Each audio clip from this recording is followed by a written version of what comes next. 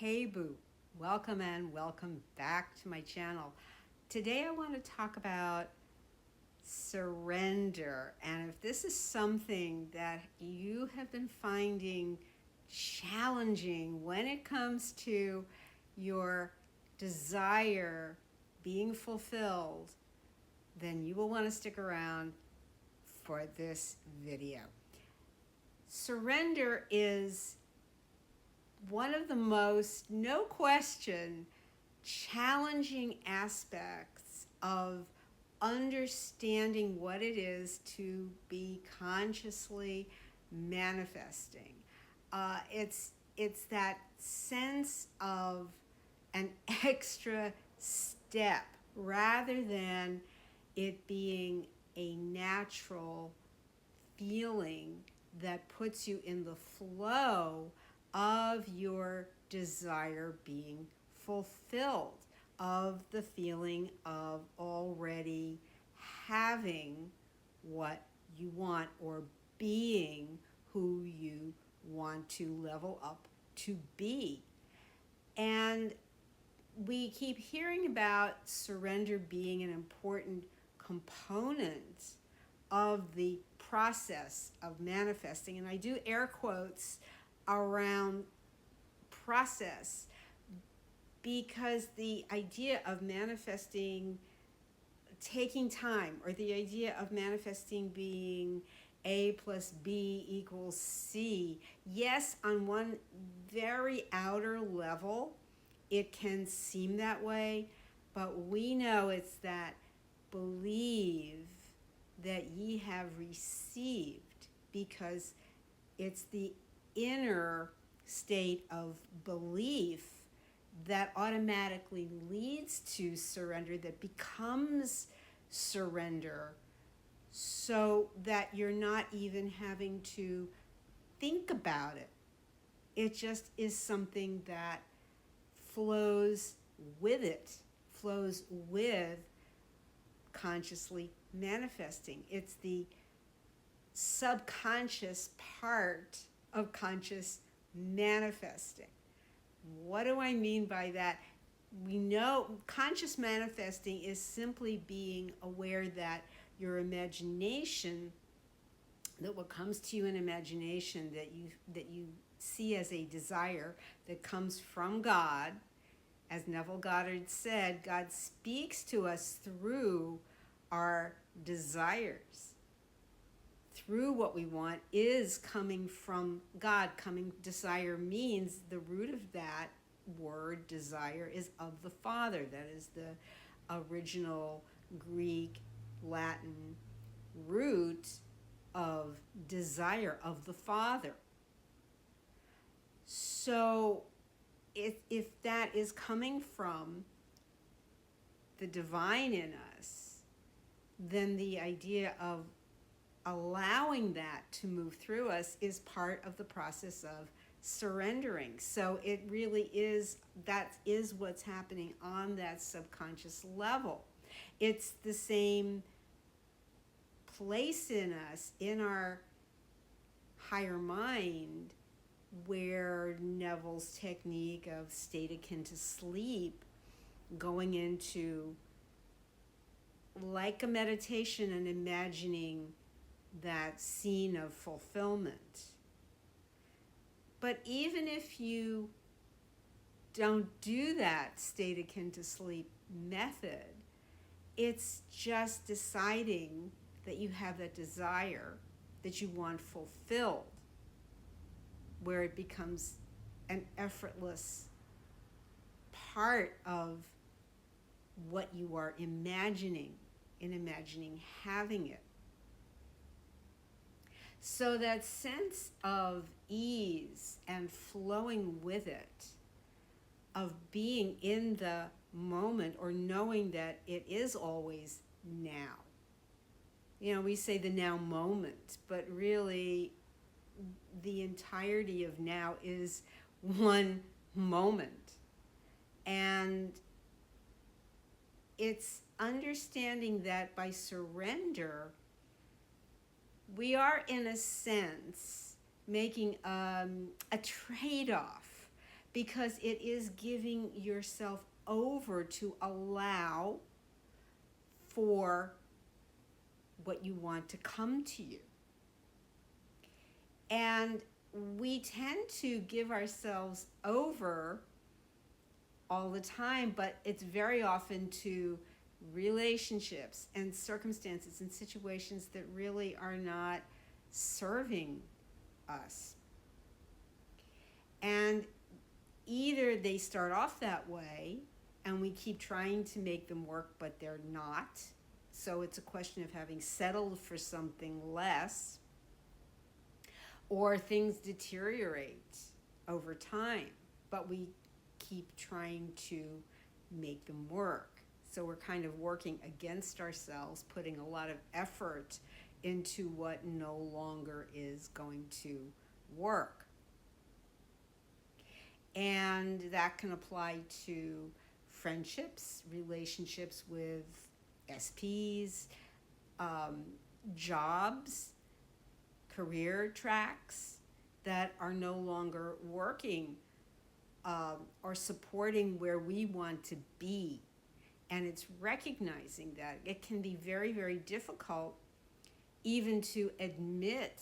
And if you have had that experience of knowing intuitively that something is no longer serving you, and yet sometimes out of fear, where's the money going to come from if I walk away from this situation? Where is what I've been desiring? How am I ever going to get that house or that car or anything else? But it's because we have not been able to surrender and allow that to move through us, so that the job that God needs to do, the heavy lifting part, instead of trying to come from the mental space, can come from the metaphysical space, from the larger space, from the I'll see it when I believe it space, not the I'll believe it when I see it space. There's a big distinction in that. So when we're trying to cling to things that aren't working, what's happening is that one relationship that we are most afraid to give ourselves fully over to is the one with the divine in us. Because if it's not serving us, we have separated ourselves from that, because we're trying to force it in some way. And if you felt that, drop that in the comments, forced. Let me know how that's been part of what you have experienced. The frustration of trying to force something and seeing it's not happening the way you want it to go, because it's getting out of your own way so that the God self can do what needs to be done. And in giving up the things that don't serve you, you're giving up your attachment to suffering. This comes straight out of what the Buddha said in the Four Noble Truths, is the attachment we have to suffering. So you can give up that attachment and become free of it.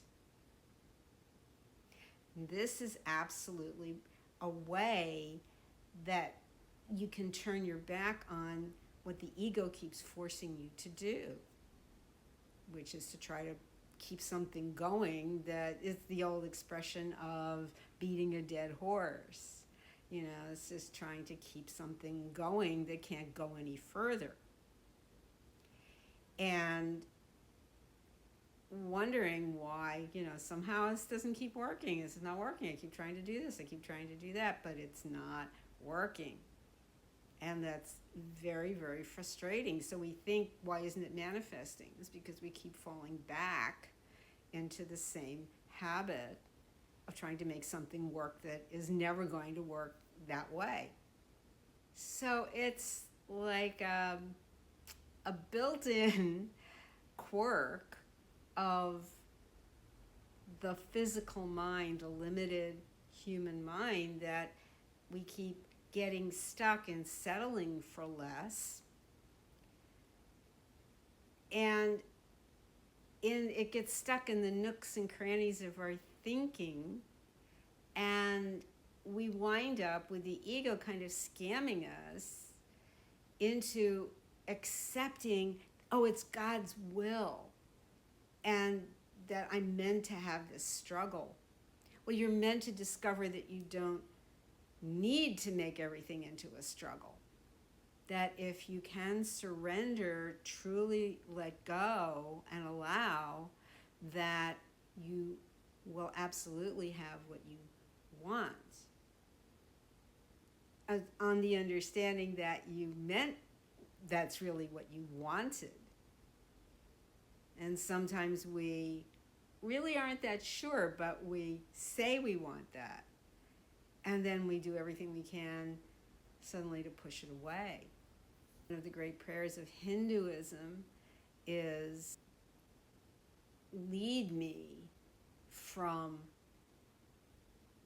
darkness to light, from the unreal to the real, from death to immortality.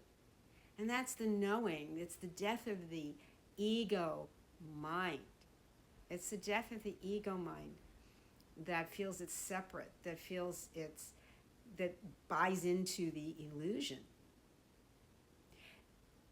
Another prayer that's similar, it's a little bit of a tongue twister, that comes from Eastern wisdom is, you have to die before you die, so that when you die, you don't die. And say that to yourself a few times. It's kind of, it is sort of a tongue twister, but it's meaningful, because it's saying the same thing. It's the same thing as from death to immortality. It's saying you have to, the ego death, it's that part of the mind that's buying into the illusion of the struggle and the illusion of what the senses are always adding meaning to. That part has to go, in a sense. It has to go down into some sort of submission. It has to submit and say, okay, that's it. And that's before, in other words, the physical death, before we transition at whatever point that is going to be. So that when you die, you don't die. So that part of you that is eternal, that is immortal, can clearly move on. It's no longer, it's the having that while you're still in the body, that you can have that. That's a state in that Hinduism calls Sahaj Samadhi, that you are having this liberation, this huge freedom, while you still are living in the body. And that is extremely, extremely powerful, because this is where surrender is just the natural state, and that we begin to see everything as the game of consciousness. So if you're in that state, you are automatically in a state of surrender, and you have entirely leveled up to being what you want to be, which is experiencing God and I are one, and my Father is greater. It's experiencing that all the time. And that's idea about, oh, if this happens, it's God's will. In a sense, it's really that God just gave you what you said you wanted. Whatever you say to God that you believe you want, you're going to have it. And it manifested as you requested. But what a difference to have the true state of surrender versus what seems like surrender, but is really kind of settling. It's very different. And that is why if you're resistant, if the mind is resistant to the transformation, God will keep leaving the poop in your path until you stop stepping on it, or at least start scraping it off your shoe from in that sense. You start noticing, wait a minute, this poop is in my path. I'm going to need to either step over it or clean it off and move on so I can stop struggling with it. And until finally you are standing in that true, deathless, immortal, eternal power, which is now. It's recognizing it's always now, and that you absolutely are moving with the flow, that you have what you are in that leveled up state, and you can easily surrender to manifest what you want. Love you, boo. Thanks so much for watching, and I'll see you in the next video.